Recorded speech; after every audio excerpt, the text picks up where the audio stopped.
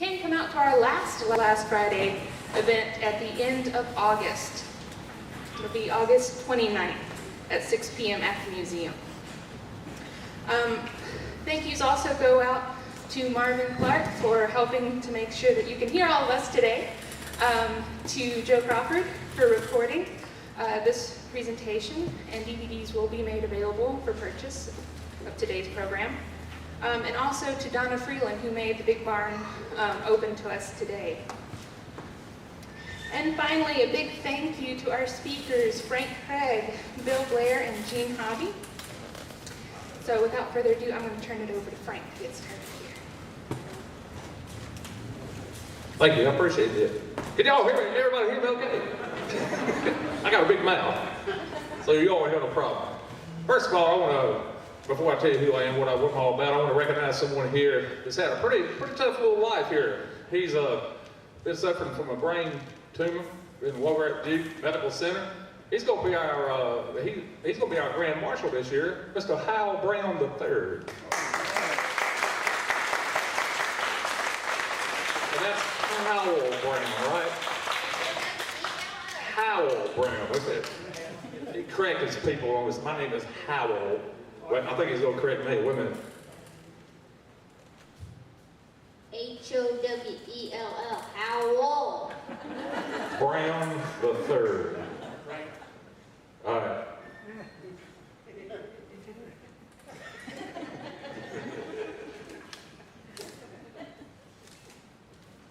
All right, let's sing. Let me run. He's been an inspiration to all of us. But he's in remission now and doing really well. He walks on his own. He don't have no cane no more and no walker, so he's gonna kick some butt, right? All right. All right. First of all, out of all these cars out here, I want to recognize the people that brought them. Mr. Bill Blair, standing right here. He brought the 44. I guess that's what it is. I can't tell. Number two. All right. Bill's dad raced at Occoneechee Speedway. He'll tell you all about that. The Fireball Roberts car brought here by Wayne Haynes at O'Reilly Auto Parts. Where's Wayne? Right there. Thank you, sir. And Mr. Johnny Handy brought Mr. Johnny Handy's car. There he is. And the Bobby Kent car, Bobby raced here at Occoneechee Speedway, brought here by his son, Darrell Kent. And we got the Wendell Scott car, was brought here by our treasurer, Mr. Joe Cruz. And our Occoneechee car right there, the old 37 Ford, brought here by Gerald Tower. And I brought the wagon here. I hope I can get home with it. But let me tell you a little bit about myself. I was born here and raised in Hillsborough. I was raised over at prison camp. My dad was the prison warden. That's my dad right there. He was the inspiration for this group. He passed away when I was 15 years old. So, you know, I was a pretty rough time to lose your dad and all that. But, you know, he was real inspirational. He was my hero, although he wasn't a race car driver. His favorite race car driver was Curtis Turner. And I tell you, he didn't like me being a Petty fan. I'll tell you about that in a minute. But anyway, he was an inspiration for me getting this group started. And me and the three other guys, we always got together, sat around out back at the steakhouse, drank a few beers, and that's how I got started. That's the way stock car racing pretty much started anyway, so why not us? But, you know, it's been quite a journey when we first started, but you know, it's going pretty good. It's going really well. I'd like to thank Bill Crowther, too, for helping us out. He's the land manager over there. Thank you, Bill. I appreciate it. Well, I get back, you know, who I am and all. Like I said, raised in Hillsborough. I went to my first race over there in 1957. And in 57, I was 5 years old. Buck Becker won the first race. He won in the 57 Chevrolet. And I thought that was just about the coolest thing, but I don't remember much about their actual race. I just remember eating hot dogs and snow cones and stuff like that. You know, but I was kind of young then. But then I went on to, you know, went to all the races. I went to some motorcycle races there. Motorcycle Joe Weatherly won a motorcycle race there. And I went to some convertible races. And I remember Curtis Turner winning one of those races. So that was just a different series, but it was NASCAR. So it was pretty cool. Seen a lot of cars wrecked and stuff, and I'll get into some of that here in a few minutes. Meeting a lot of people and 57 went on into 58, into 59. I remember Rex White racing over there. Rex White was our 1960 Grand National Champion, and he comes for all of our events. He is the oldest living NASCAR Grand National Champion today. And he's always at our event. Very nice gentleman. And going into 61, I was at 9 years old, remember racing over there a lot. So 62 was kind of my turning point. I actually met Richard Petty. I was 10 years old, and I was standing, keep in mind my dad worked there, so I got to go to a lot of places that probably kids shouldn't go, but I did it anyway. But I went into the pits down there. Rich Petty was down there with his 62 Plymouth. This is way before he became the king. And it was 90 degrees. I walked up to him. I said, hey, Mr. Petty, can I have an autograph? And he was working on the car. And he said, wait a minute. He did something. He wiped his hands and went over and got a picture out of his truck of a 62 Plymouth. And he walked over there to me. He said, what's your name? I said, Frank. Everybody called me Frankie by then. I said, Frankie. So he wrote it on there and he signed his name. And I said, all right, man, this is my man right here. I said, and I went running back to my daddy. My dad, he worked security there, so he was in the woods, making sure nobody sneaked in. And I'll tell you a little story about that too. But anyway, I told Dad, I said, look, I got Richard Petty's autograph. He says, oh yeah. He said, that's Lee's boy. He ain't gonna do nothing. I said, well, I like it, Dad. He's a nice guy. He said, well, he can't outrun Curtis Turner. I said, okay. So anyway, watch Richard. He didn't win that day. Somebody, I think, gosh, I don't remember who won. I think maybe Cotton Owens might have won that race. But anyway, Richard, of course, got a little bit better. And in 1964, he won the Daytona 500 when the Hemi engine came out in the Plymouth. I walked up to my daddy and I said, Daddy, I said, I thought you said Richard Petty wasn't going to be much good. He said, I think I'm going to be wrong on that one. So I remember that real good about my dad. He liked Richard though, but he was just kind of ragging at me. But in 64, I used to, this shirt plays a part in my little story here, but in 64, this was the first type of shirt that a car was, the likeness of a race car was on. Nobody else had it, and they were all white. Richard Petty with his 64 Plymouth, Daytona 500 winner and a Grand National Champion winner. And I wanted that shirt so bad. And that thing was $5 in 1964. So I mean, I said, I didn't have $5, so I went run over to my dad. I said, Dad, I gotta have me a Rich Petty shirt. He said, well, how much is it? I said, $5. He said, $5? He said, are you crazy? He said, I ain't giving you $5 no shirt. And I begged him, worried him to death. And finally he said, well, you're gonna have to watch cars for a year. I said, fine, I'll do that. And he gave me the $5. I went and got that shirt, I wore that sucker out. I came to school the next day, you know, and everybody, oh man, where'd you get that? I said, hey, I got it at the racetrack. And I did kind of tell a little fib. I said, Richard gave it to him. I said, he handed it right to me. He knows me. You know, I said, man, you know Richard Petty? Yeah, she did. So I just carried that on a little bit. But, and then going on around 64, 63, I was sitting up in the stands watching the race, and all of a sudden, this guy had a big old Chrysler. He was coming off of turn 2, and he lost control.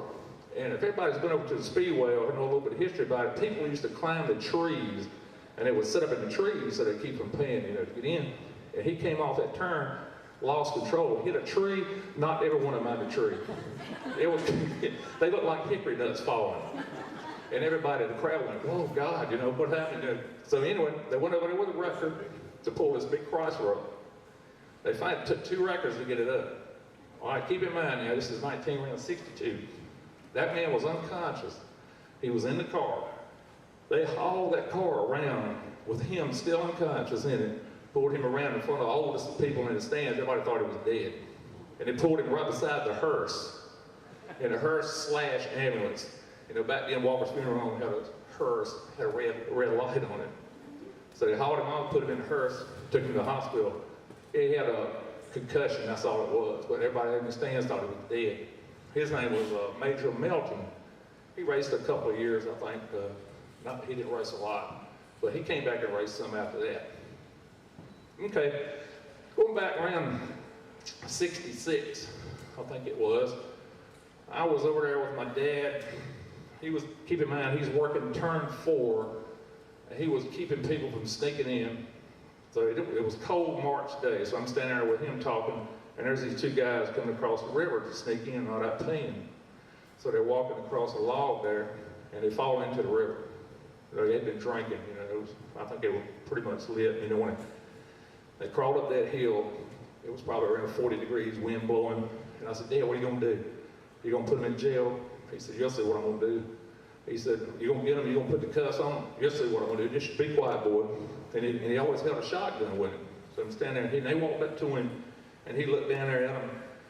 He said, they said, hey, they knew who he was. He said, hey, Captain Brack. He said, well, we'll go on back. He said, nope, y'all going in. And I'm looking at Dad, I said, what are you doing? He said, be quiet, just be going in, boys. Thank you, Captain, appreciate that. So he goes on in, I said, Dad, what are you doing? He said, well, boy, if I send them back home, they're gonna be warm. If I send them in there, they're gonna be miserable the rest of the day. And they're gonna be thinking about what they did. I said, all right, I hadn't thought about that. And I saw those guys later today, they looked bad. They were wet, cold, drunk, had pneumonia. And then another kind of funny story, the outhouse used to be right there between turn 4 and the woods. And I'm gonna clean this up, Bill. But anyway, all the guys, that's what it was the men's outhouse, so all the guys went in the outhouse right there. Well, all of a sudden we heard people screaming and hollering. We didn't know what in the world happened. The outhouse floor had fell in, and there were people in there. And this one particular guy, he fell all the way down into that. So you can imagine, that was not a good experience. So they got him out, and I'm standing right there, pretty close to where they pulled him out. And man, he looked terrible. And so Bill France was there, the founder of NASCAR. They got him up, and Enix Staley, the track owner, and they took him, I guess he took him to a motel, got him cleaned up, got him some clothes and stuff, and he brought him back to the racetrack, because I seen him later on that day. So I remember that real good, and I kept thinking about it one day, and I asked T. Taylor Warren, which was the photographer for NASCAR. We were talking to him down in South Carolina one day, and I asked him, I said, I told him that story. He said, oh yeah. He said, I seen him at Daytona. Bill France bought that guy to Daytona and gave him VIP passes. I said, I bet they did.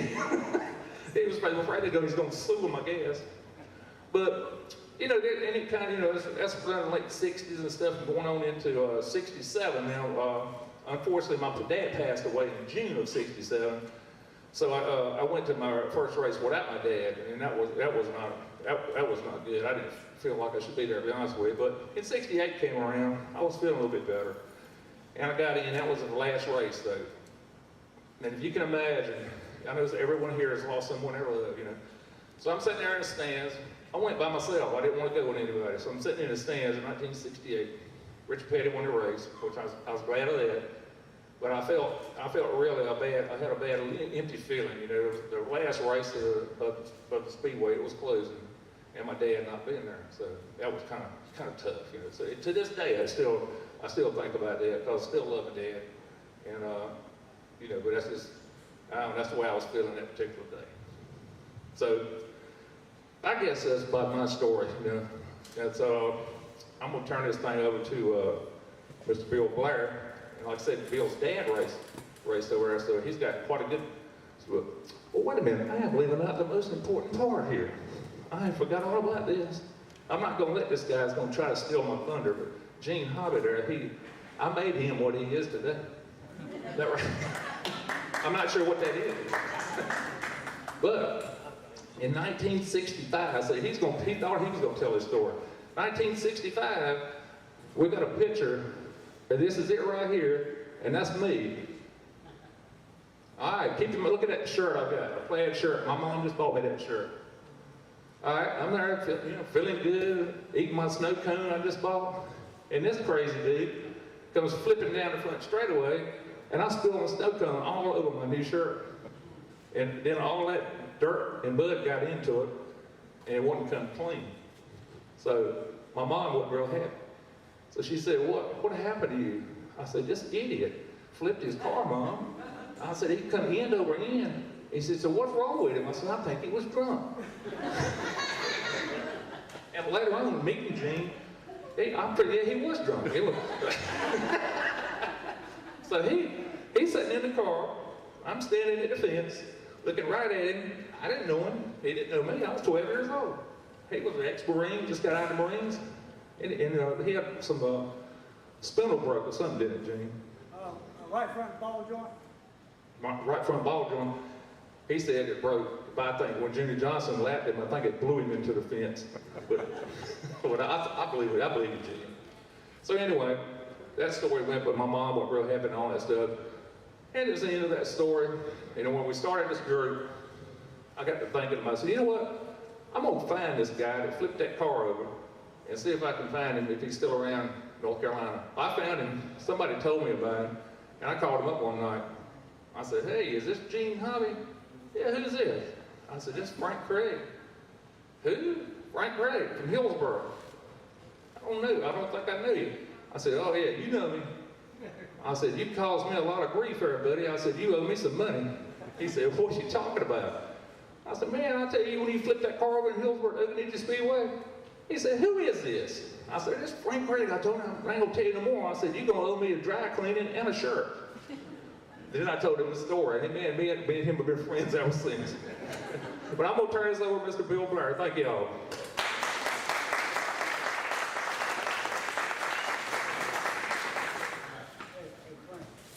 Well, I don't know what to say after that. But thank y'all for inviting me down here. They wanted me to talk a little bit about being in a family, a race car driver, and then a little bit about how it tied into the Occoneechee racetrack. And the family of a race car driver, I'm gonna say my daddy was fair, average race car driver, and a lot of stories that I could tell, I heard it told to me by him and mother, and then when I got old enough, I was there and can tell you firsthand what it's about. And I guess when people like me are gone, all those stories are going to be gone, and we're losing that culture. You know, used to, the parents' stories were told by the children and so on, and we're losing that. And there's a few of us that are trying to save these stories. Bill Mangum, myself, Gene Hobby, and the Occoneechee group here, historical group, the racetrack. And it's a wonderful thing that they're doing because it is a part of our history. The automobile, it's what moved America. And imagine, if you will, if you still were in horse and buggies. And we're a nation of wheels, and those guys back in the 30s and 40s when Henry Ford came out with the first V8 in 1932, they had something that would run. And a human being is competitive by nature. So you got racing. And my daddy, his first car was a 32 Ford.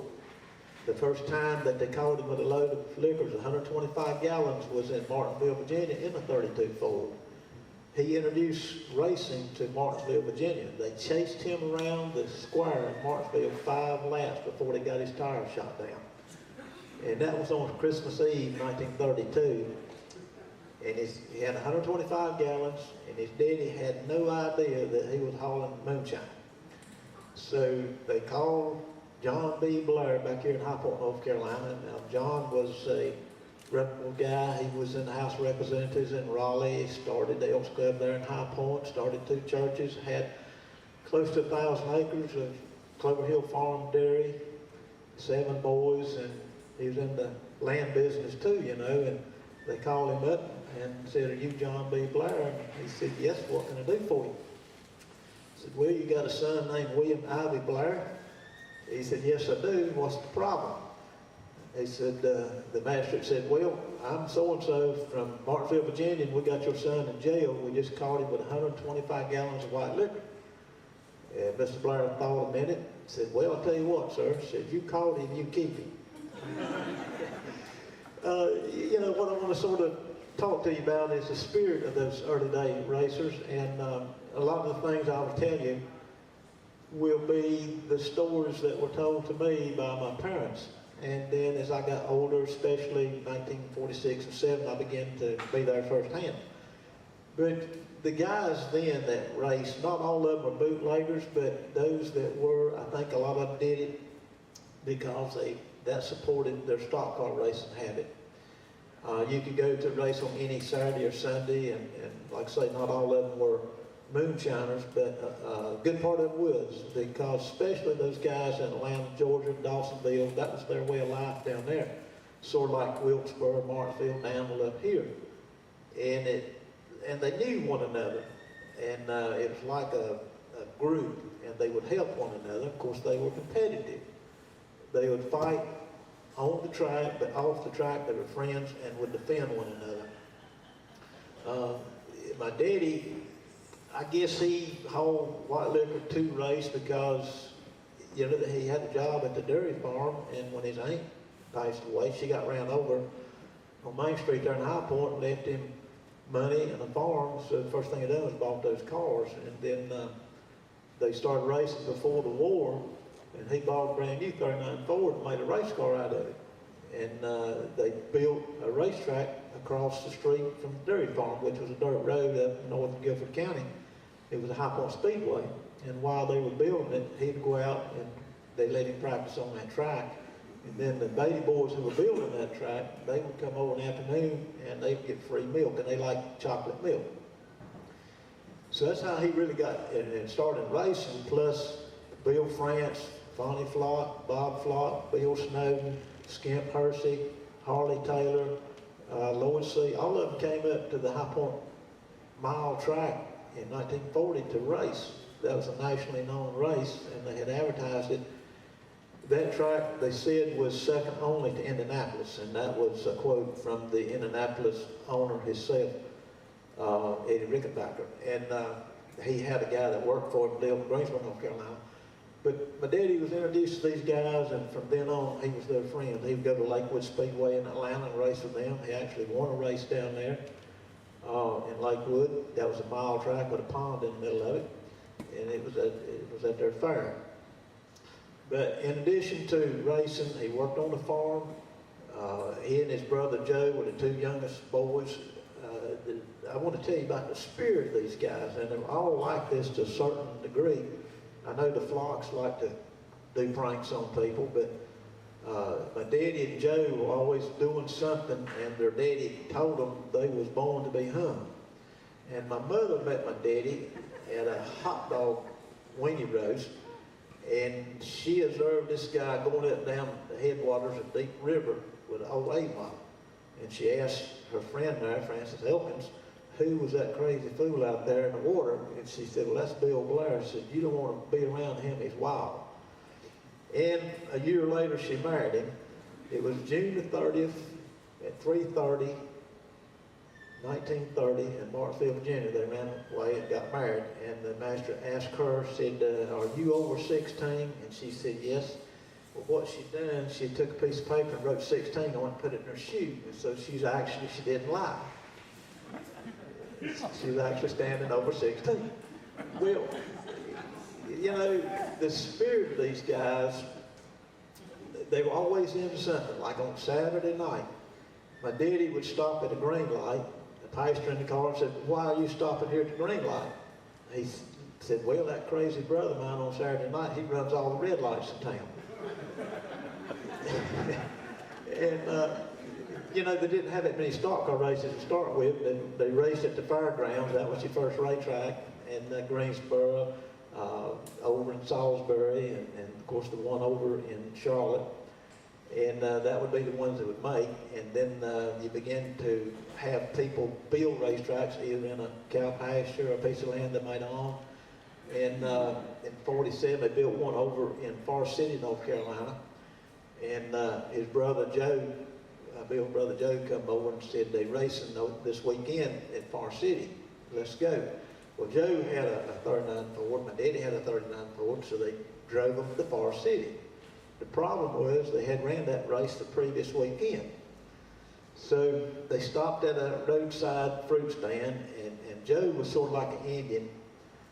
He couldn't handle wine or cider or anything like that. And I hope there's no Indians here, but they're known not to be able to handle their whiskey. Well, anyway, you are, sorry, it's just part of history.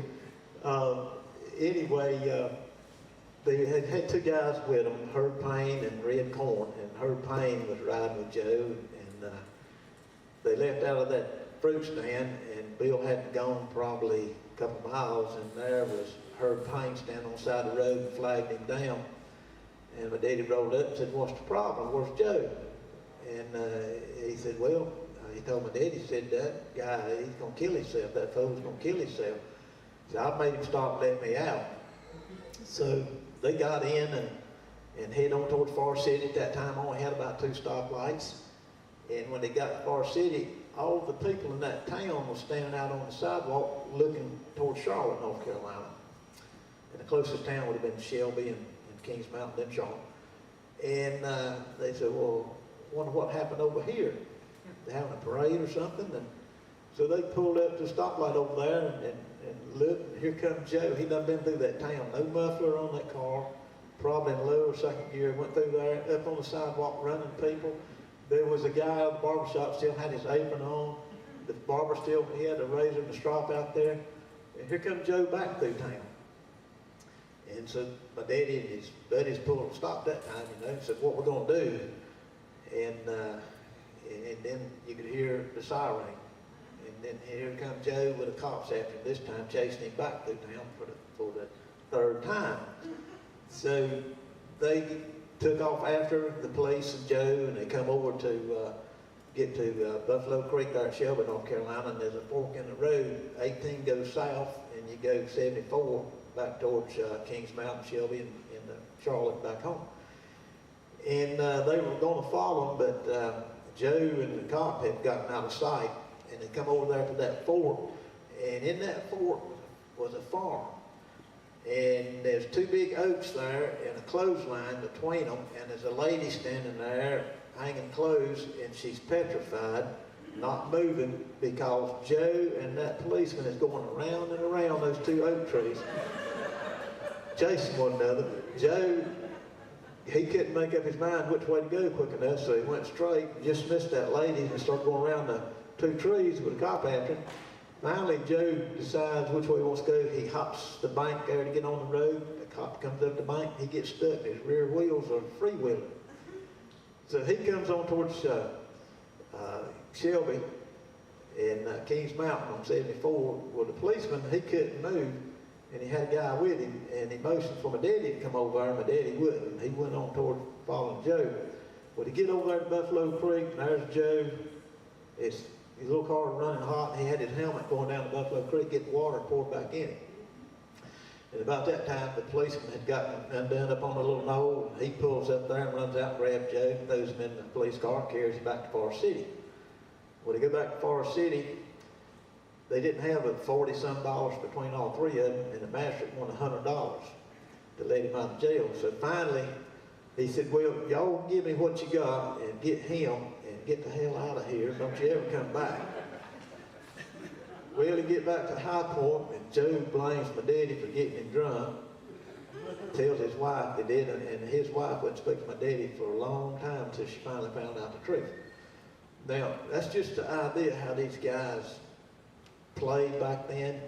Racing today, of course, you get that bad publicity, you're not going to drive a race car because of the sponsorships and everything. But and I can tell you stuff about what Fonnie Flock did, and Bob Wilbur and Curtis Turner and people like that. But the spirit of stock car racing was much, much more than it is today. In my opinion, it's pretty much cut and dry today what you're going to be if you drive a stock car and what you had to have to do it. But those guys were the innovators, and they were my heroes. I didn't realize that until later on. I could tell you about the races that my daddy raced, and he did fairly well running the modifieds. And then when Strictly Stock come along, I can tell you a lot about that, but I don't have that much time today. But anyway, the things that you saw back then, when I grew and got older and watching my daddy, some of you in here probably know what a dynamometer is. How many do know what a dynamometer is?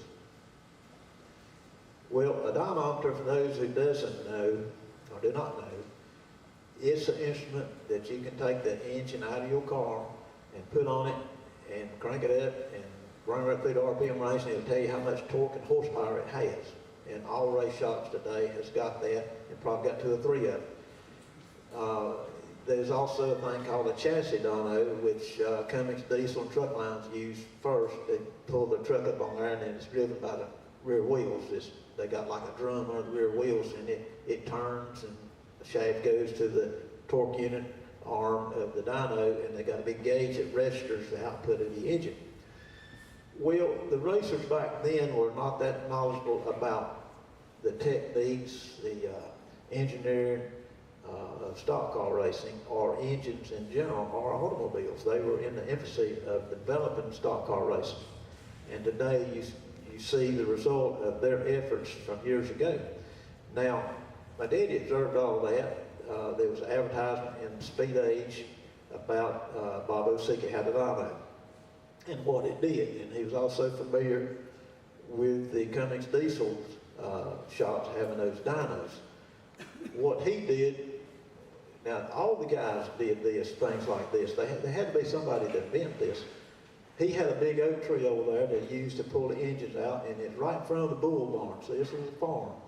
And the bull barn, actually where he kept his race car, there's a little shed beside of it. And he generally worked on it year round right out under that oak tree. He also had a pet snake over there that bit him one time. It's a black snake. It was under the hood, and he picked the hood up and put it back on the car. The snake was under it.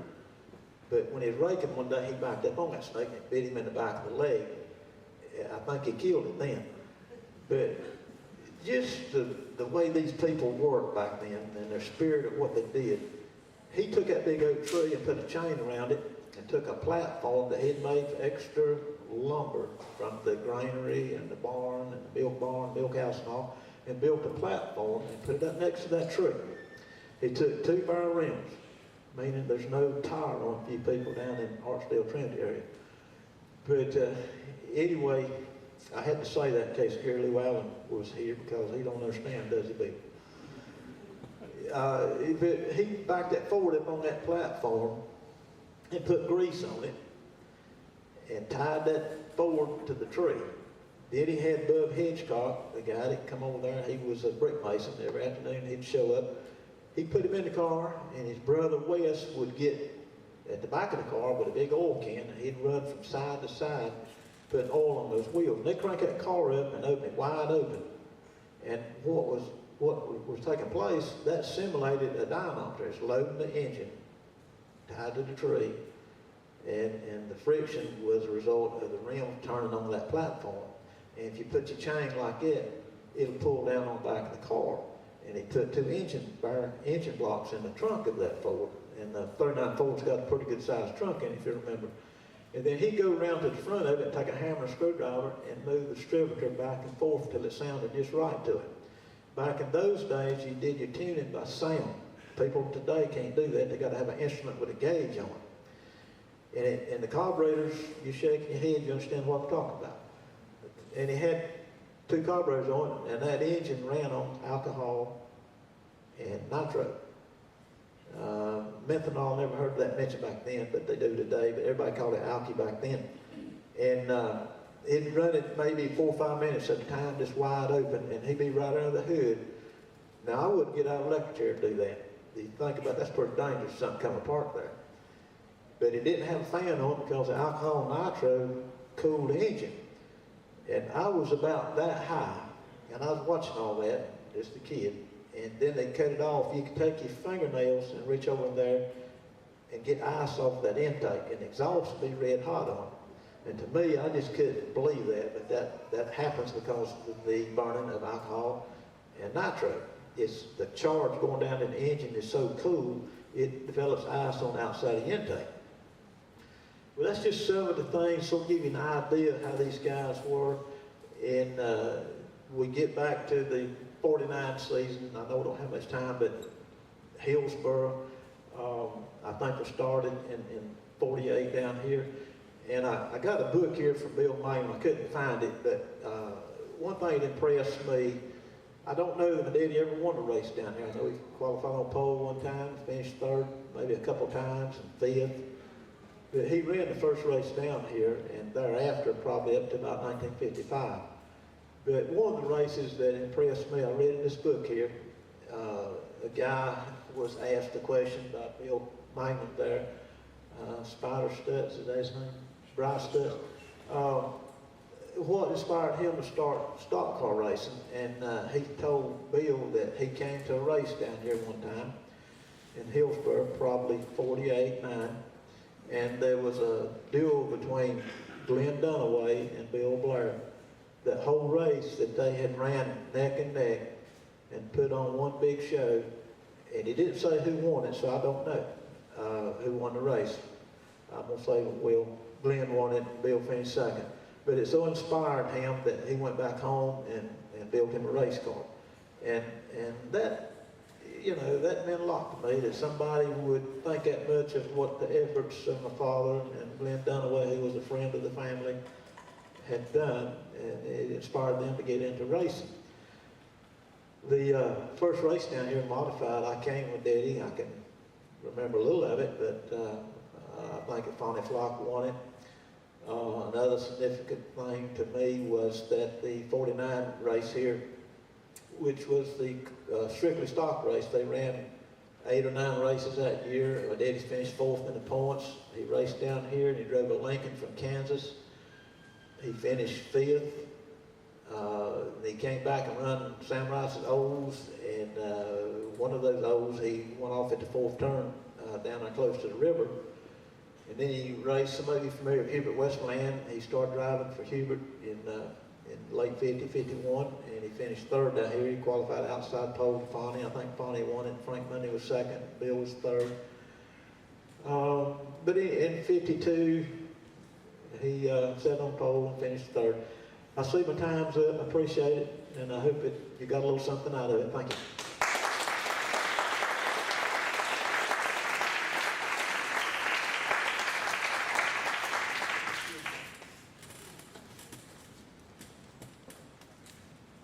Ladies and gentlemen, Mr. Gene Hobby.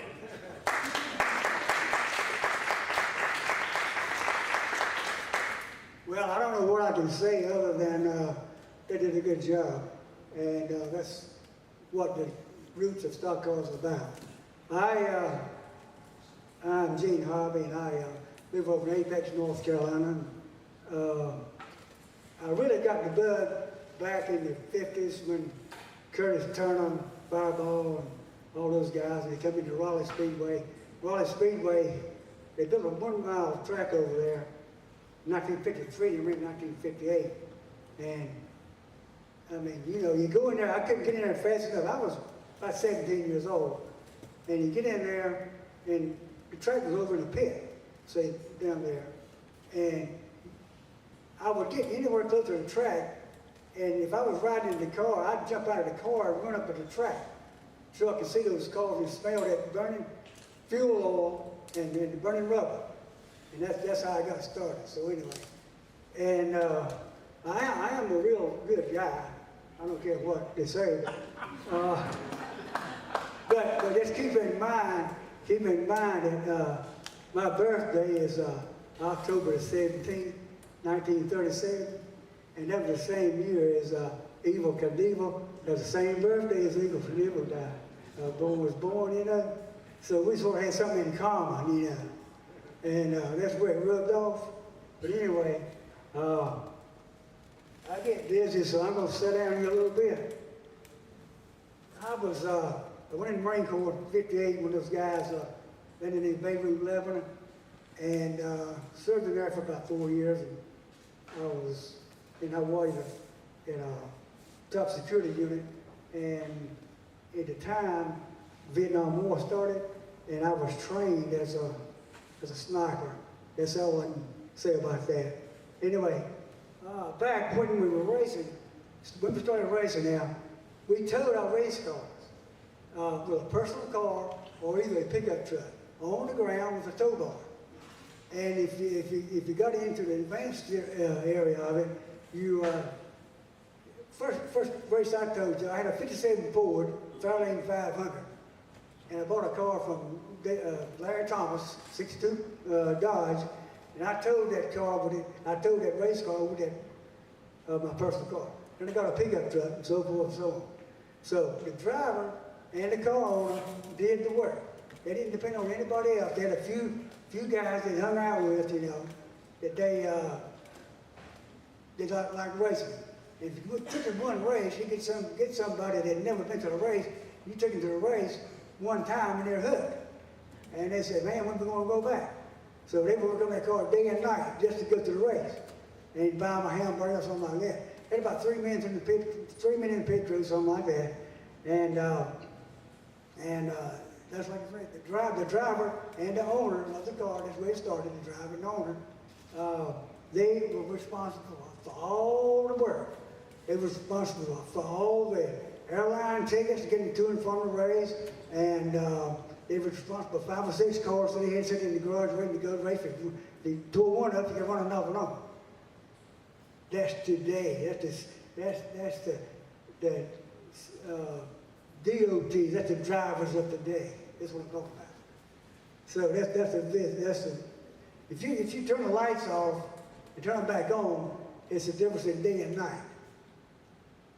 I'm telling you, you don't realize what guys went through with back in the 40s, 50s, and 60s to drive a race car. I mean, they didn't take dope. I've been accused of taking dope and everything else.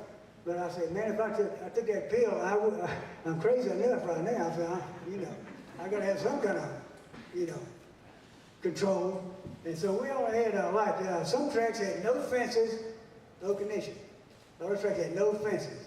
And the trees and the thick shrubs was the only thing to keep you from going in the river, So either hit a tree or get stuck up in some shrubs or run a bear out the woods or something like that. And anyway, mostly on the banks, there was mostly a mud bank. There were no safer barriers. You go around the turn. What was so good about dirt track racing is there's no more dirt track racing, which is NASCAR is missing the boat completely. You can see that by Tony Stewart and the Hillsborough Speedway. Anyway, they're going to go back. They finally got the trucks on there, but they're going to go back. They're going to have some nationwide cars on there, I believe. If they're not, they might as well shut the doors at Mr. Brian's place down there in Daytona. In fact, it's got so bad at the tracks, the people have gotten so, they want to stay at home, watch it on TV, watch a little bit and then watch something else, I told him, I'm working on a deal right now with Brian France. I called him and he, I don't know how he, wasn't know how he took it. But I told him, I said, Mr. France says, I'm trying to help you out with your crowds in the grandstand. I said, I got 8,000 dummies all dressed up, and they're for rent. If you don't take them, call me about 2 days ahead of time, and I'll fill your grandstands. You all see where I'm coming from if you see a race on TV. All right, okay. All right, and like I say, they went to wooden fences. They might have put up a wooden fence or something like that, but that was of no essence. And they came to steel corrugated fences, then make a block wall about 8 to 12 inches thick. That's for abrupt stops. It don't give. It don't give. Anyway, and the tire that you ran in was, you might as well had on a t-shirt and Bermudas. I mean, to compare to what they wear today. Jeans, coveralls, trousers, sneaks or boots, and no gloves. We didn't have any gloves except when your hands got blistered, you might get the idea, say, well, I might get cure this with no gloves. We're going to put some gloves on. So I got my idea from Joe Weatherly. Now, Joe Weatherly, I'll never forget, I started wearing golf gloves because Joe Weatherly had golf gloves. They had gloves, you go to the golf store and buy the gloves and got the fingers cut out on them. And that is about as neat as you can get. You don't get any blisters on your hands and all this stuff. But somebody might call you a sissy or something like that, but that's the way it worked. And I remember Joe Weatherly for that. But anyway, and then when you come into the pits, we had a cool suit. We had on a cool suit, which was a t-shirt and a pair of trousers. And the pit guys, you had 3 pit guys in the pits. And they would dip a bath towel in the water tub Now wring it out, throw it in the car around your neck. But around your neck 2 or 3 times, or either pour it down your front or down your back. So that's where you kept cool for about maybe 15 laps, and then everything would be dry. You had to go back and get another wet towel. But you didn't do that. You just jetted up with the 150-degree weathers. And anyway, we did invent a 1-gallon jug in the back of the driver's seat. We melted to the floorboard, attached to the floorboard, and run a tube over our shoulder. And with a tube, and you could just sit there and sip on that water or whatever you had in the jug, you know, all the way. Now, I say that lightly because it was mostly water, but I know of a couple of drivers that had a little bit of stuff called spirits in there, you know. And this is true. I mean, I'm not telling you anything that's not true. But anyway, especially on the dirt track, this one guy, he's a good friend of mine, and he had the same hookup. And we was talking for the race, you know, we was out there just walking around talking and say, Gene, just go over here. I said, come over here. I said, I looked in his car. He said, would you like a draw from the straw? I said, what? I said, no. I said, JT, excuse me. I don't believe so. He says, and then I tell you, about 30 way through the race, I passed this guy in Buddy Baker on the front stretch. And he come on the back stretch, and I looked in the mirror, and him and Buddy, he runs into Buddy Baker, knocks Buddy Baker out of the track, and he flips over and turns over inside the track. So I said, uh-oh. I said, the Spirit's got to him. That's what happened. And anyway, we had pits. We had pit boards. Guys in the pits had a board about like this right here, and they put on there 1, 2, 3, 4, 5. And like one was for gas, 2 for oil, 3 was for flat tire, 4 was for temperature, and 5 was to come in to the pits. So that's what we had. And we had a piece of duct tape on the board, on the dashboard, you know, and it said the same thing. That's how it went. And then right beside it had in big letters, T-H-I-N-K, think. So you had to say thinking all the time. And anyway, and also on the dirt track, we ran a windshield wiper on the driver's side to keep the mud and the dust all off the windshield. So anyway, that helped out a little bit. And had a reflector on the hood that reflected stuff over the back of the car. We invented that. See, keep in mind that we invented all this stuff. All this stuff that we did is implemented today. So anyway, and on the front of the car, we had a piece of wire in front of the grill, folded up. And it had a little bow to it on the inside, and you put about 3 empty oil cans in there. And as you run around the track, those oil cans would shake up and down and shake the mud from going through your windshield, going through your radiator. Improvise. I mean, how much sense does it take to do that?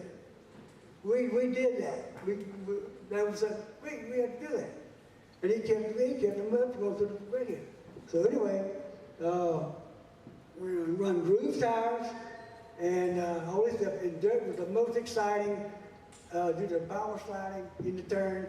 Which power sliding, you let off about just as you get to the turn, wide open on the straightaway, let off and throw it sideways.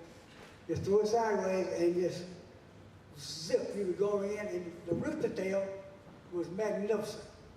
The tire spinning so hard and throwing dirt like a rooster tail. So that was it. That was it. And then truck drivers all the time had to go to make some extra money. See, they would call the promoter of the track 2 weeks before time and say, hey man, I'm building the engine and I'm running low on parts and I gotta have some money to get to the track. And so they had to get cars to the track, you know, because they wanted a full field of cars. They didn't want 10 or 15 cars, they wanted 25 or 35 cars on the track. So they would pay you to come pay you a little extra under the table, you know, over what you made. So that's how that worked. But you didn't let them tell you that they were going to send you a check. You just didn't do that because you would never see the check. You would either have to take it out of his hide or wait the next year you got to the track.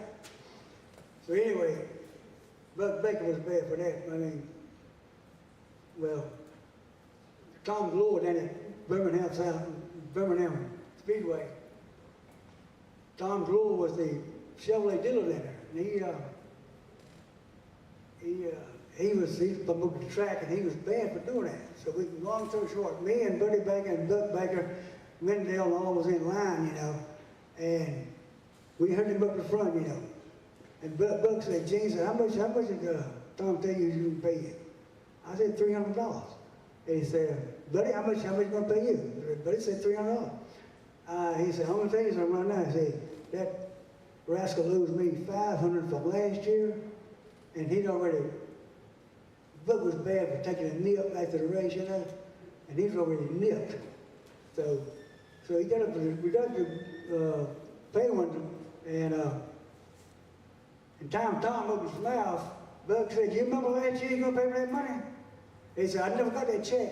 You remember that? And he reached in and he said, you owe Gene Hobby back here $300, and you owe Buddy Baker $300. All kinds of guys still standing in line back there. Had to lower their door so nobody could get in. Buck grabbed him with a collar like that.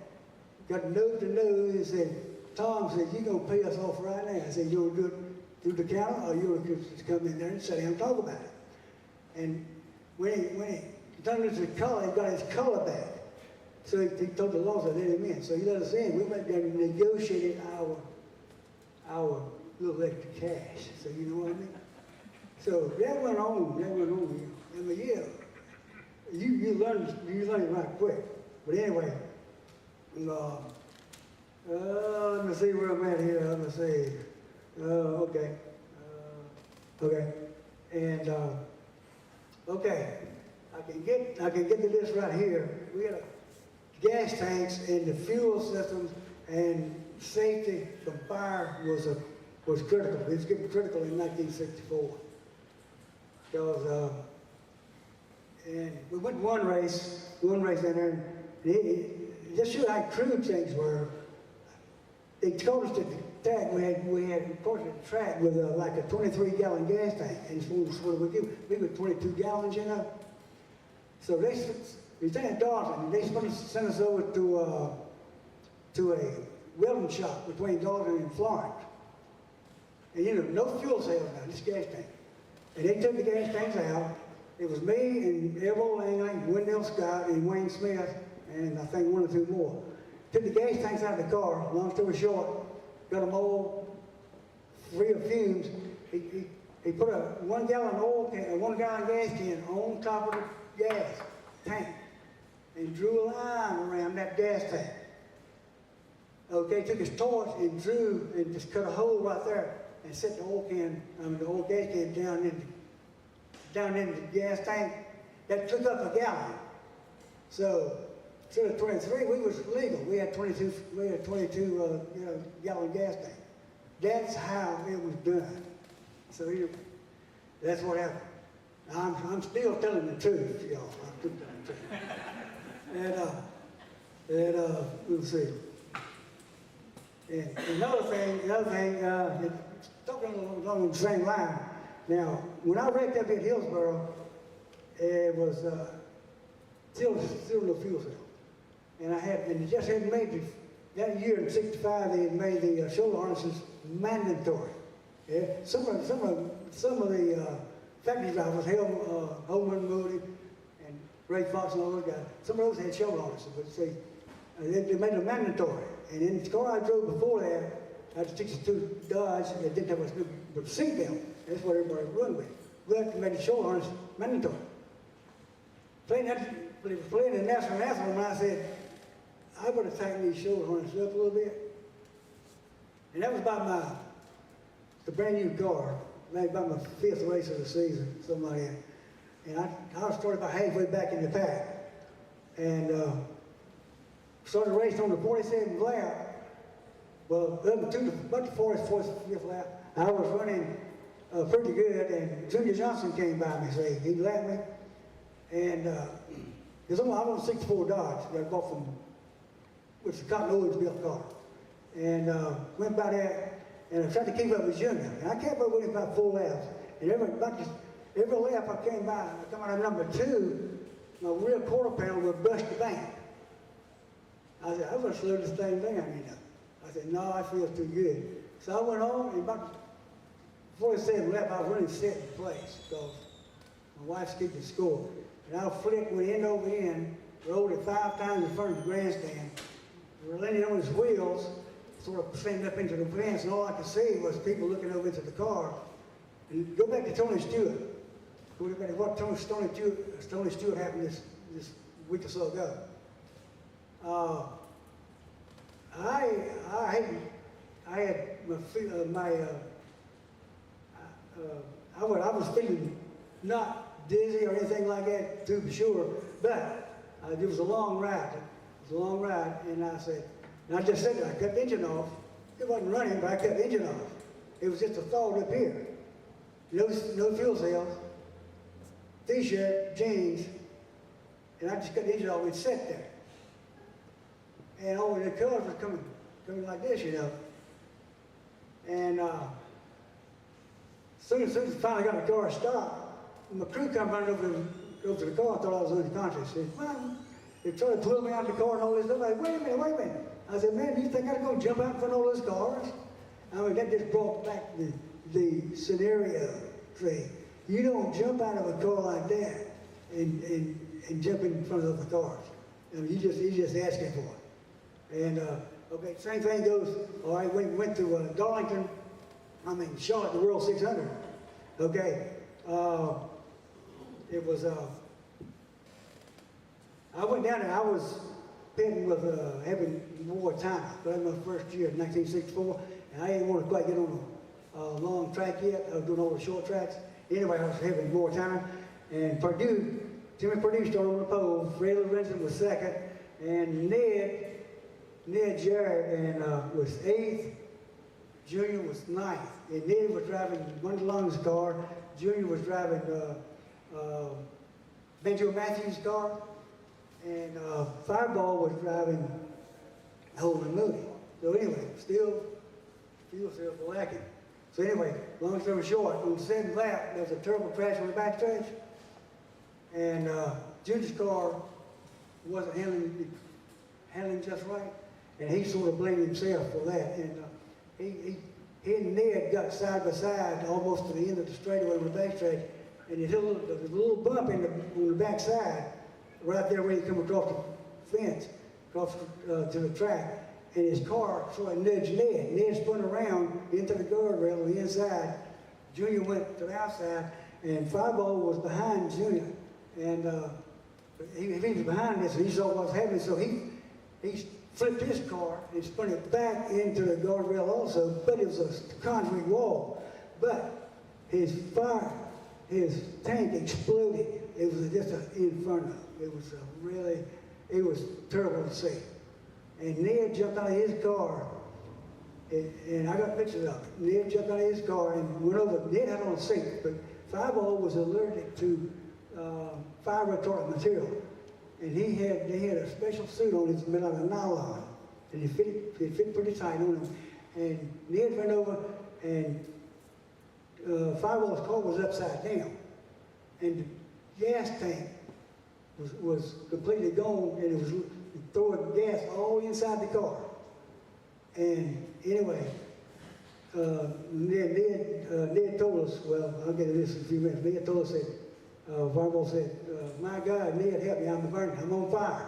And Ned had on his suit, so he reached in there and he was almost down, and he was trying to pull his garment away from his legs, and it just melted right into his leg. And he was burnt real bad all over, and then he got out, finally got him back, drug him out, and Ned said, all the EMS guys got there, he said, they can take over. So they took over, and he said, he just had to get out there, he couldn't take anymore.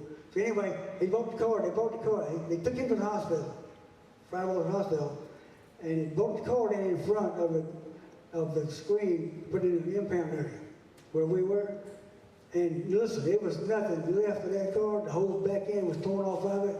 I looked inside the car, and it was no paint left on the car. Just like this car number 22 sitting out here. That Wayne got over here is a replica of that car. Except this was 63 and he wrecked in 64. And the steering wheel was crunched. I mean, nothing on there, nothing left on the steering wheel, just iron. And the middle, the floor, the pedals on the floor, and the dash, there's nothing left of it. It's just completely gone.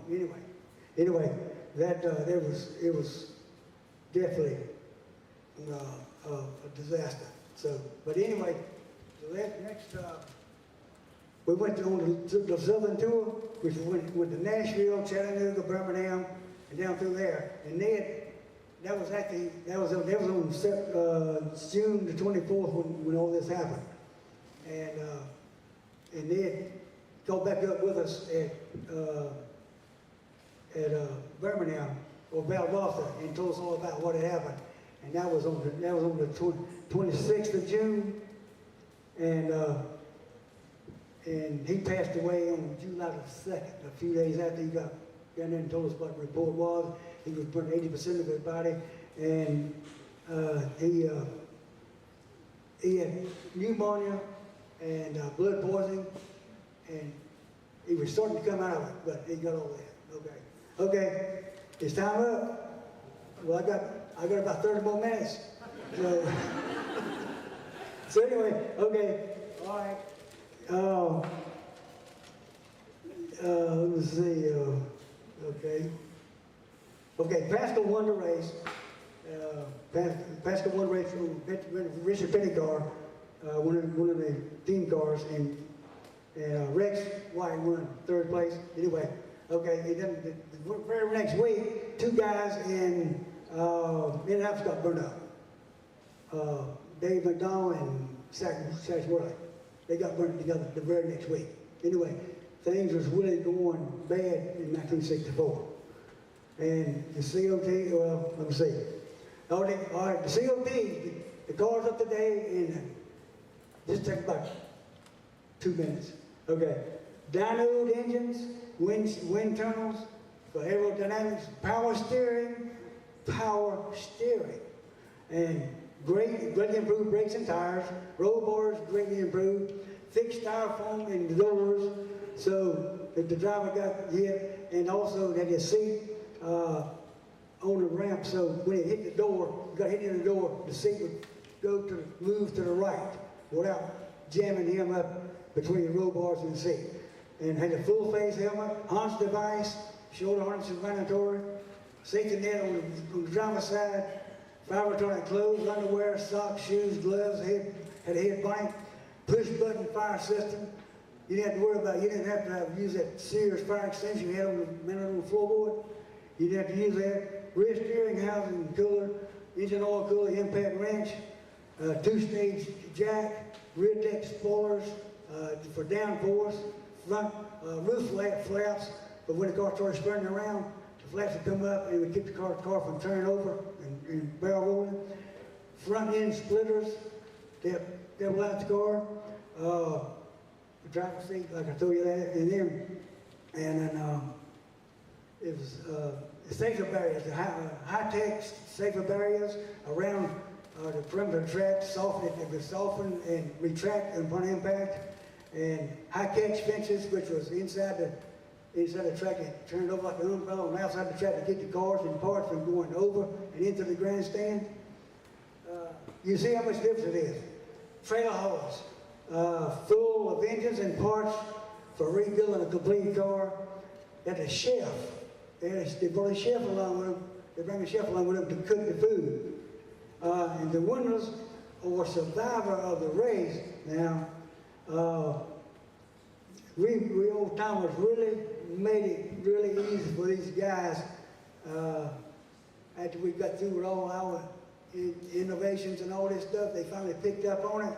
So anyway, we made life really good for the good drivers of today, you know, and they couldn't drive a car that we had. One of these cars sitting out here, they couldn't drive it, you know. So anyway, life is good for the guys today. So that's the way it is. That's the way it is. So I hope y'all got something out of this, you know. I got 5 or 6 more pages, but I'll cut it off right here.